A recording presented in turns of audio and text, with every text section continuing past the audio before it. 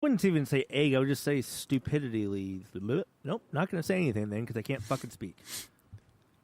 There are these big, like, oblong-shaped things that you can, like, run inside of, and they have, like, legs and arms, but, like, not really. They're, like, robot legs and arms, but they, like, are trying to look like human-like, but they're not.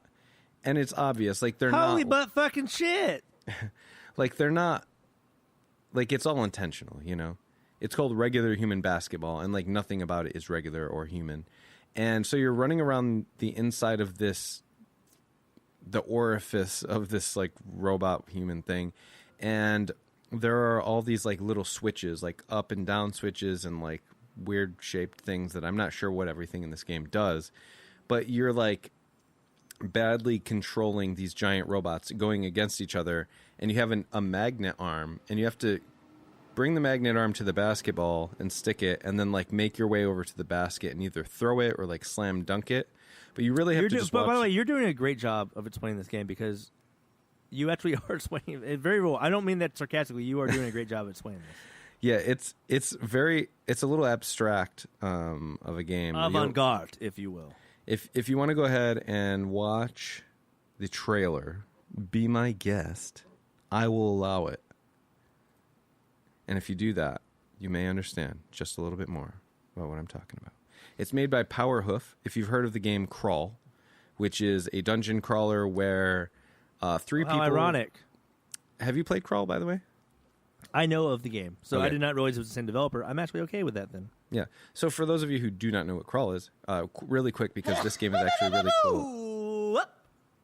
Yep. This game is also really cool. 3 people play, like, you know, dungeon crawling, like, heroes, and one person plays the enemy, whether that be, like, a snake or, like, a big demon or something like that. And the players who are playing, like, the Zelda Or a characters, big old dick.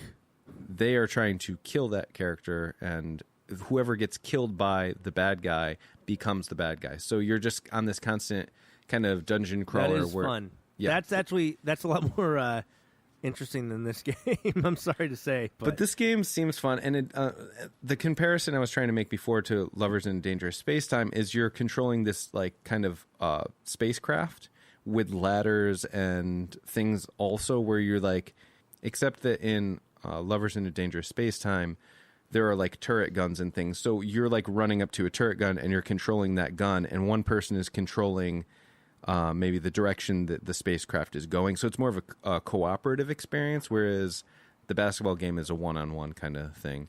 And yeah, it doesn't look like the most amazing game, but if you're really into, like, weird indie games, that's why I'm bringing this game up, because sometimes I just cannot be satiated for weird shit. And this game made me, like, it flipped that switch for me. I was like, that looks really cool.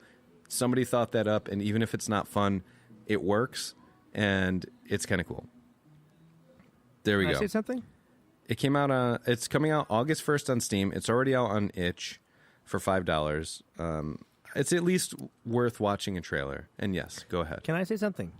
So, I just don't understand why in online dating nowadays, I feel like people just have ADD, and so if you can't stimulate their senses for longer than 5 minutes, longer than 5 minutes, I think that's the right word. They just ghost you, right? I wouldn't know. Oh, I guess I'll just go fucking kill myself. Oh, come on. No, don't fucking worry about it. Just go on to fucking Culling 2. We're not doing Culling 2. We're still on Games of the Week. Next game in line.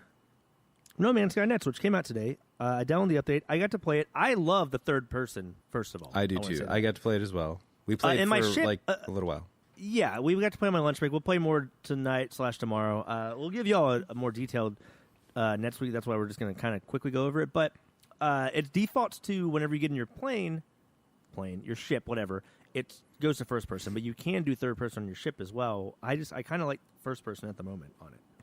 Well, maybe they picked the best of both to default you to. Because, right. Yeah, third person is great when you're running around the planet. Maybe first person is just better in the ship. I mean, to me, doing the third person running around the planet just reminds me of, like, I'm in some epic space odyssey type movie. It looks really great. It's really great. The graphics are great. The lighting, like when it goes nighttime they adjusted. now. Yeah. They fixed the lighting, a lot of stuff on that. We clearly have multiplayer. The fact when I first saw you in the game, I was just like, it brings me back to 2 years ago where I was like, man, I'm never going to see anybody in this game. So seeing you walk up to me and drop your pants and present yourself to me in all of your glory, I almost wanted to cry. Yeah, you pulled down your pants as well. What else am I supposed to do, Fred? I don't know. So neither do I. That didn't work. So No Man's Sky Next. We started a new game too because I was like, why the fuck not? Yeah, we both started new games. There's no use in going back. Well, I deleted my old data anyway because I was like, I'm never going to play this game again. And then, of course, all this stuff happened. But whatever. It was worth it to start from the beginning just to have a chance to reacclimate myself with all of the rules of the game and all of the little nuances and, the little systems that they have in place. So at first, I thought this was a lot harder than I remembered it being. And also, let me just mention that No Man's Sky is 50% off right now. So if you were thinking of getting it, jump on it.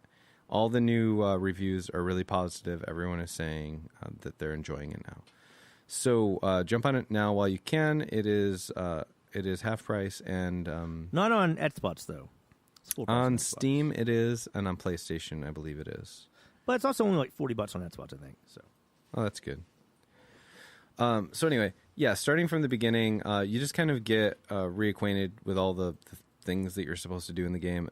It did feel a little bit like more tedious than I remember, but that might be because I had already gone through all that, so I was just trying to kind of rush through it, which you kind of can't. You just have to do what you have to do. But I got spawned on a planet with, it was like a very hot planet, so you have like all these like life support systems. But not everybody is on a hot planet to start off, by the way. No, I'm sorry. I was spawned on a hot planet. And then I joined your game, so therefore, vis-a-vis, concordingly, your bitch ass made me fucking go on a hot planet. Yeah. So, which is why I took my pants off. So we were constantly looking for whatever the minerals were to recharge our life support, and going now back really and forth to our it. ship. Yeah. Once you get through that hump and you get your ship running, you just fly to another planet, and hopefully that one's not hot like that one. And I went to a poisonous planet next, but you still only need sodium to whatever atmosphere is fucking with you. You just need sodium to fix it. And it charges. It charges it. And they also have now shortcuts, which they didn't used to, but you push down on the D-pad, go to refill, and you can go to either your weapon, your suit, or something else, and just hit, and it automatically has like the default mineral that you have that would fix it or bring it up. You can also do that with reloading your gun because you need carbon to do that. Yeah, and I wish I had known that. Yeah, it's a quick way to do it. Also, you were complaining, and I was at first as well. I was just going to say this. Well, that you cannot run. Yeah. You click in the right stick and you sprint. Oh, I was pressing like every button, and that must have been the only thing I did not press. Well, yeah, because it's typically not. But the problem is that I kind of want to change it to where left stick is run and right stick is the beacon, because the beacon right now is your left stick. But like I don't use it that often, so I might as well just put that to right stick. Well, either way, we can't really say a whole lot about it right now because, truth be told, neither of us have gotten past. Like basically, the way that I see it is once you upgrade all of the stuff that you just have on you and you get your ship running and all that, and you move to another planet, that's like all there was to do in the first game. So once we get past that, that's the true test. Like, what else is there to do? So we'll be able to tell you by next week because we're going to play it a bunch during the week. Woo, woo. Right I'm now, gonna play though, this weekend. I'm going to totally. I'll play after the cast if you want to. If you really want to, I'll drop it like it's hot. You're going to go on a magic carpet ride? I'm going to go magic carpet ride. I'm going to play this game, and I'm going to listen to, you know what I'm going to listen to? Fucking Enya. Enya? In your face, motherfucker, with Enya. Yeah. Yeah. That's what I'm going to do. That's what I'm going to do. But I can say right now, they've at least delivered on the multiplayer because we were able to meet up with each other, and the graphics are better. The third-person mode is great. I didn't really have any issues. Like, there were no, like, glitchy things going on. Load time was a little bit heavy at the beginning, but that might have just been because it was our first time firing it up. Positive start.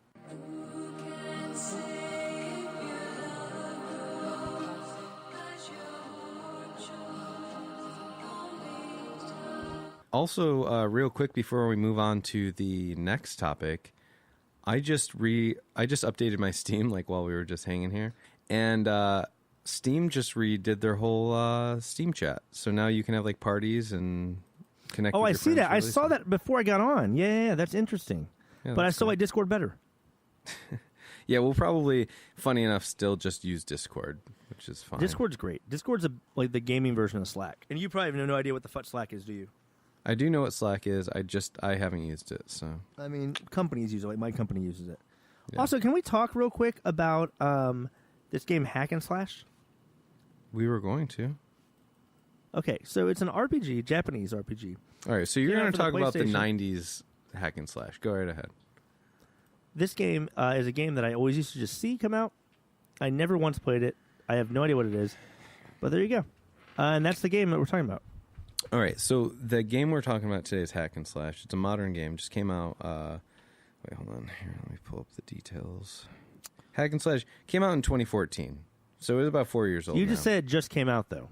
Well, it's a modern game. It's not an NES JRPG.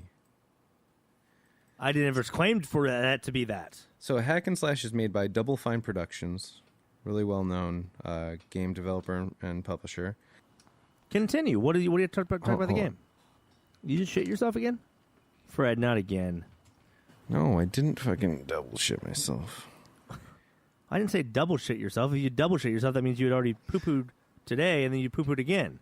I'm just talking about previously when you were trying to put a DVD, what was it, that movie Unforgiven with Clint Eastwood and Morgan Freeman and Gene Hackman in it? You were trying to put that in your DVD player to watch it because you wanted to watch a Western. You ended up over-trusting a fart and then therefore, vis-a-vis, concordingly, shit your pants. Okay. So this game is made by Double Fine Productions. They're a really well-known company. They have made a lot of good games, one of them being Psychonauts, a more recent one being Gang Beasts. If you don't know what that is, it's They like made Psychonauts? They made Psychonauts. I did not know that. That was a great game. Yeah, Full Throttle, Day of the Tentacle, really well-known games. Grim Fandango.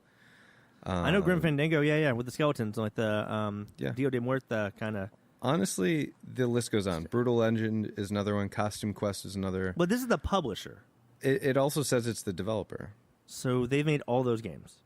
It's a lot of well-known shit. For them not to be acquired by like a major studio blows my mind. So Psychonauts was Double Fine Productions and React Games.